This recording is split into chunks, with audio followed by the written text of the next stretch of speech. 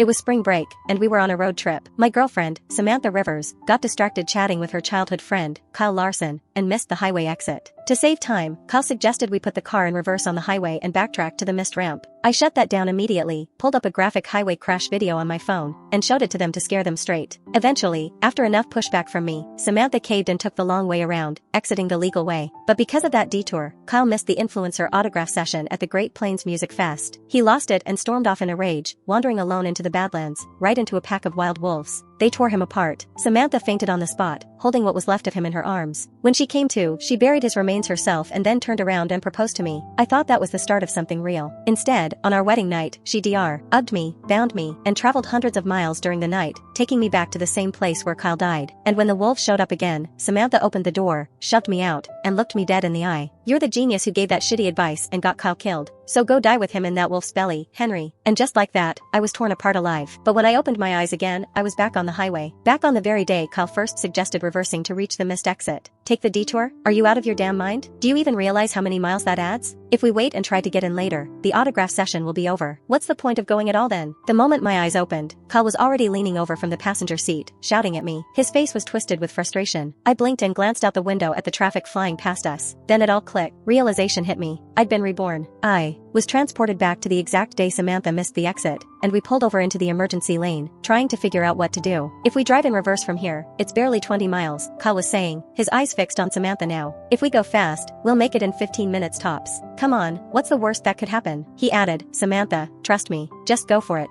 If anything happens, I'll take the fall." When I didn't jump in or argue like I did the first time, Kyle didn't even look at me. He turned right back to Samantha and kept pressing her to move onto the highway. She had always listened to him without question or hesitation. But driving the wrong way on a highway was a serious matter. She looked over her shoulder at the rest of us in the back seat, silently asking for confirmation. There were 5 of us total in the car. Initially, only Samantha and I were meant to go on a romantic road trip through the Badlands desert. But halfway through, Kyle called her out of nowhere and said he wanted to catch the Great Plains Music Fest. Samantha ignored every protest I made, drove over 100 miles off course to pick up Kyle and his 2 rowdy buddies, and totally hijacked the trip for the festival. Initially, I was driving with Samantha as the passenger. Then she suggested taking a break and offered to drive, but she ended up letting Kyle sit up front so they could catch up, leaving me in the back seat with Kyle's 2 irresponsible friends. They were just as reckless as he was, and of course, they supported his brilliant idea without hesitation. Reverse driving on a crowded highway? No problem. In my past life, I was the only one who pushed back. I pulled up a handful of brutal car crash videos, made them watch, and almost bullied them into thinking clearly. I used reason, common sense, and sheer stubbornness to stop these idiots from getting themselves killed. And for all that effort, I got tied up, thrown to the wolves, and torn to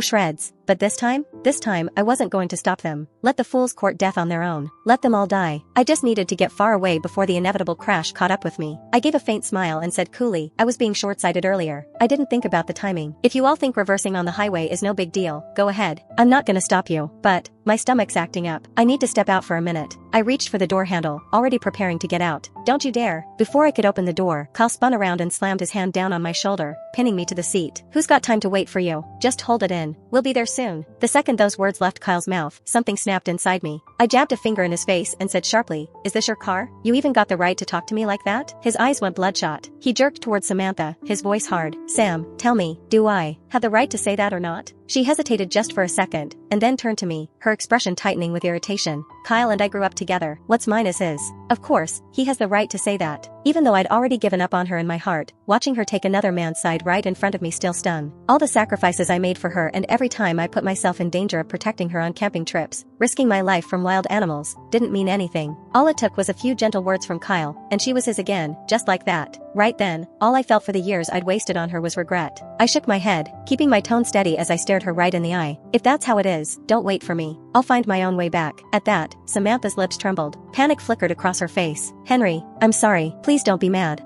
I didn't want to hear another word. I reached for the handle, ready to open the door and get out. "Don't move." Before I could open the door, Kyle grabbed my arm and snapped at his 2 sleazy friends. "Watch him. Don't let him get out." That was the last straw. I yanked my arm free and glared at him. "What the hell is your problem? I can't even get out of the damn car now?" He sneered, his tone dripping with arrogance. "Don't play dumb. I know exactly what you're thinking. You get out, and the first thing you'll do is call the highway patrol. The second they show up, we're screwed." I was furious, but I knew picking a fight wouldn't help, so I forced myself to breathe and turn to Samantha. "Samantha, talk to your friend. Tell him to let me out. I swear I won't call the cops. Before she could say anything, Kyle jumped back in. Don't even think about it. Who's gonna stop you once you're out there? You'll make a call and throw all of us under the bus. Seeing how stubborn he was, Samantha started trying to smooth things over. Henry, I get it. You're mad I did. And take your side. I'm sorry. I really am. She gave me a pleading look. But can you just let it go? For Kyle's sake? He has to make it to the music festival on time. Before I could respond, she turned the key in the ignition. The engine roared to life. With a forceful yank of the steering wheel, she spun the car around and drove straight onto the highway, which was the wrong way. The doors locked automatically. Even if I wanted to get out now, I couldn't. Outside, the white directional arrows on the pavement blurred past in reverse. Cold sweat formed on my forehead, and a chill ran up my spine. These idiots were actually doing it and driving backward on a highway. Thankfully, this stretch of road wasn't too busy. At first, everything seemed fine, and that made Kyle even bolder. Faster, he shouted from the passenger seat. There's no one out here. Floor it. The sooner we get off this road, the better. I'm getting Sweetie's autograph today, no matter what. I tried to get a word in. Told Samantha that if she was really going to pull this stunt, she should at least stick to the emergency lane and stay out of the main flow of traffic.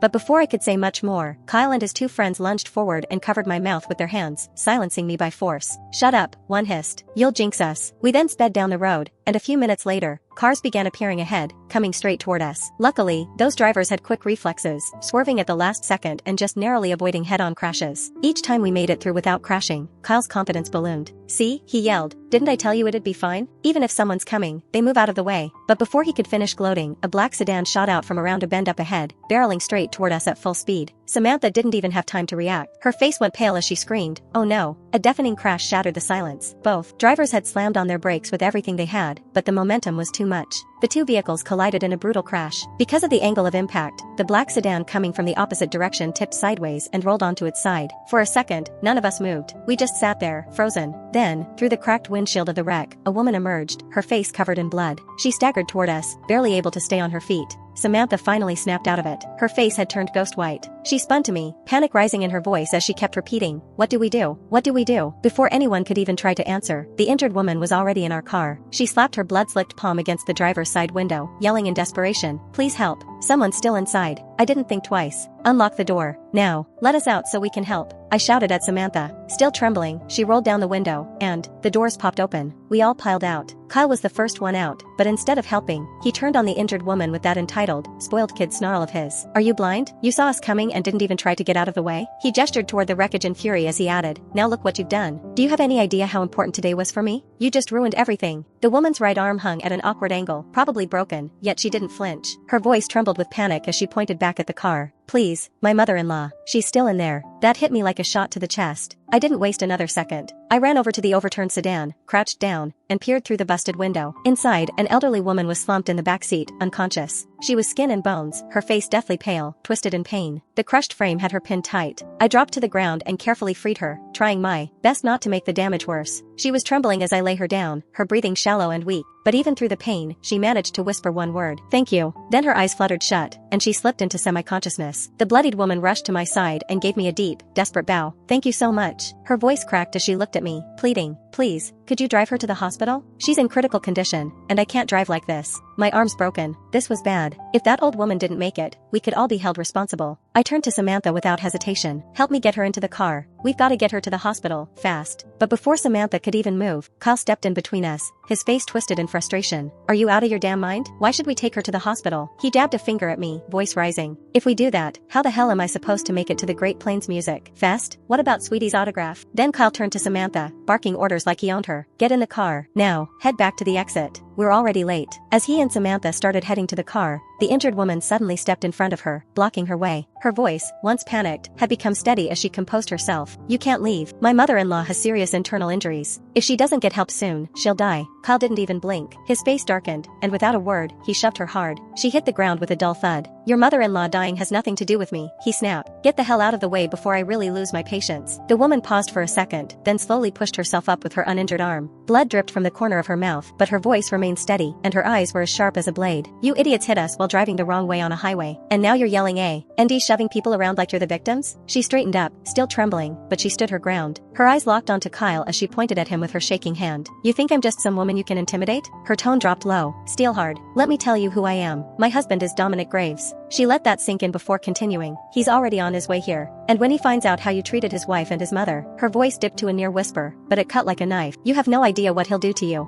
The moment she said Dominic Graves of Ravenport, my heart skipped a beat. That name was known in every shadowed alley, whispered in every corner of the city. And now Kyle had shoved his wife and nearly killed his mother. We weren't just screwed. We were dead men walking.